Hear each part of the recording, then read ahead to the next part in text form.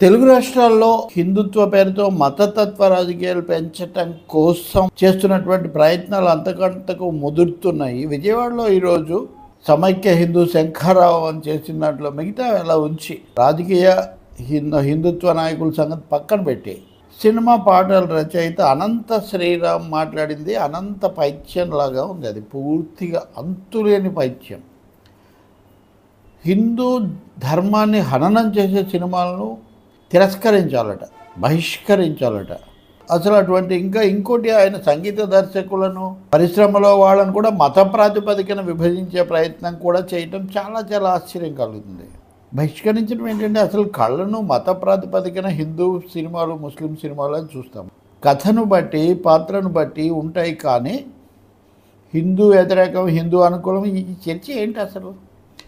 రాముడు, కృష్ణుడు, వెంకటేశ్వరుడు అన్ని రకాల పౌరాణిక పాత్రలు అద్భుతంగా పోషించి ప్రపంచ స్థాయిలోనే సాటిలేని నటుడుగా ఆ విషయంలో నిలబడినటువంటి ఎన్టీ రామారావు ఒకే కుటుంబం లాంటి సినిమాలో రహీం పాత్ర కూడా అలాగే పోషించాడు.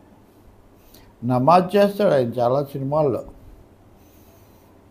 అలాగే రామారావు గారి సినిమాలు చూస్తే మారు వేషాలు ఎక్కువసార్లు ఆయన ముస్లిం పాత్రలు వేస్తూ ఉంటారు.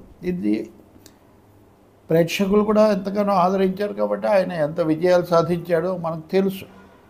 రామారావు గారి కంటే కూడా ఇప్పుడు అనంత శ్రీరామ్ అనే ఈయనే నిజంగా రాముడైపోయి రామారావు గారికి తెలియనంత పరిస్థితి వచ్చిందేమో ఇప్పుడు బోధపడదు. ఎందుకంటే అసలు తెలుగు సినిమాల్లో ఇప్పటి వరకు సూపర్ డూపర్ హిట్గా మిగిలినటువంటి పాన్ ఇండియా యుగంలో కూడా ప్రత్యేకించి చెప్పుకునే లవకుశ కథను పాత్రలను ఆయన తప్పుపడుతున్నాడు. అందులో అంజలిదేవి లవకుశుడు, సీతమ్మల అన్నట్టుగానే అందరు చూశారు. ఇప్పటికీ చూస్తే కూడా ఆ సినిమా దాదాపు ప్రతి 3 నిమిషాలకు లేదా 5 నిమిషాలకు ఒక పాట పద్యమే ఉంటుంది ఆ సినిమాలో. అయినా ప్రేక్షకులు అంత బ్రహ్మరథం పట్టారు. ఎందుకు?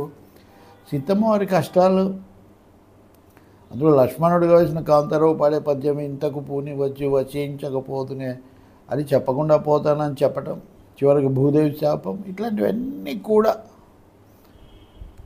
చాలా గొప్పగా ఉన్నాయి. పౌరాణికమైనప్పటికీ కూడా సీతమ్మ ఇన్ని కష్టాలు పడిందని కన్నీళ్లు పెట్టుకున్నారు తెలుగు వాళ్ళు.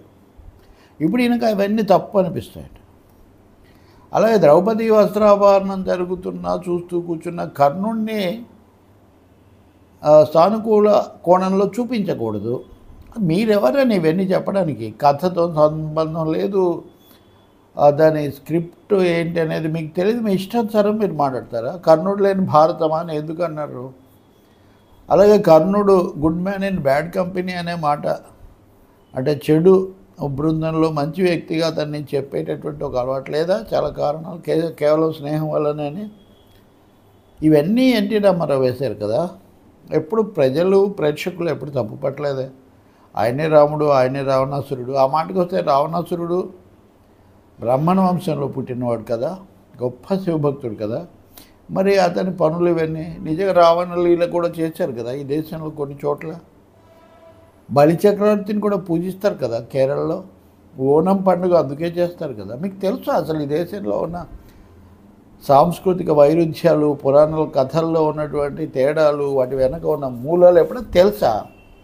ఎంతసేపటికి సంఘ పరివారాలు చెప్పిన హిందుత్వ పాఠాలే తలకెక్కించుకొని అదే అనుకొని వాల్మీకి కూడా ఎందుకో రాశాడో ఈయన భాష్యం చెప్తాడు. అంటే వాల్మీకిని మించిపోతున్నాడు ఈయన. చెప్పాలంటే చాలా చాలా విషయాలు చాలా అసందర్భంగా శాస్త్రీయంగా మాట్లాడి పాటలు ఎలా రాయాలో ఈయన చెప్పి ఇది పాట అంటే ఈయన సర్టిఫికేట్ ఇస్తాడా?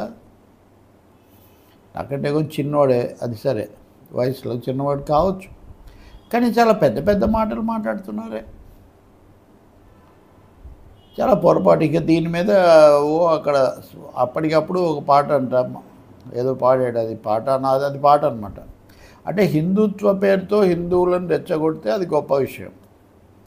అలాగే హిందుత్వ వాళ్ళకు నచ్చని, అంటే ఆ సంఘ పరివారకు నచ్చని సన్నివేశాలు ఉంటే వాటిని బహిష్కరించాలని ఒక కళాకారుడు అయ్యండి, రచయిత ఉండి ఎలా చెప్తున్నాడు? అసలు సినిమా నచ్చకపోతే సెన్సార్ బోర్డు ఉంది, ప్రభుత్వం, కోర్టులు ఉన్నాయి, కానీ మీరే బహిష్కరిస్తారా?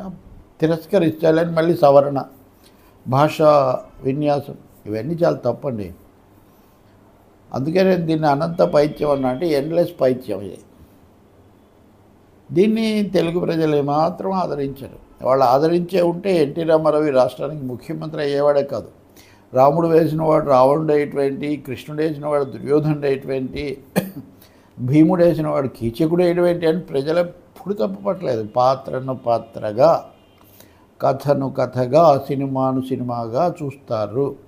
కాబట్టి బాపు, రమణ లాంటి రామభక్తులు కూడా ఒక 50 ఏళ్ల తర్వాత లవకుశను శ్రీరామరాజ్యంగా చిత్రించారు. అంటే వాళ్ళకంటే కూడా ఈయన గొప్ప పెద్ద భక్తుడైపోయాడు. టూ మచ్ అయిపోయింది. ఇది రాజకీయ ప్రయోజనాల కోసమో అది స్వలాభం కోసమో తప్ప ఇంక ఇందులో ఏమాత్రం అర్థం లేదు. ఇది కళాత్మక లక్షణం కాదు, దేశభక్తి అంతకన్నా కాదు. జై హింద్ అన్న నినాదాన్ని కూడా హిందూతో కల్పిస్తున్నాడు ఆయన. అంటే హిందూ దేశం అనే ఫిలాసఫీ. జై హింద్ అన్నది దేశం అనే అర్థమే, దానికి మతం అనే అర్థం లేదు. కాబట్టి పరిశ్రమ మరి ఎలా స్పందిస్తుందో చూడాలి. ముఖ్యంగా పౌరాణిక చిత్రాలకు పేరు పొందిన ఎన్టీఆర్, నందమూరి వారసులు బాలకృష్ణ లాంటి వాళ్ళు, అలాగే ఆయనతో సినిమాలు తీసిన వాళ్ళు, చూసిన అభిమానులు దానవీర శూరకర్ణలో రామారావు గారి డైలాగులను ఏమని చెప్తారు మీరు? అవన్నీ మతాన్ని అవమానించడానికి తీసాడు ఆయన. ఆ సినిమాని ప్రజలు బ్రహ్మరథం పట్టారు కదా సినిమాకు.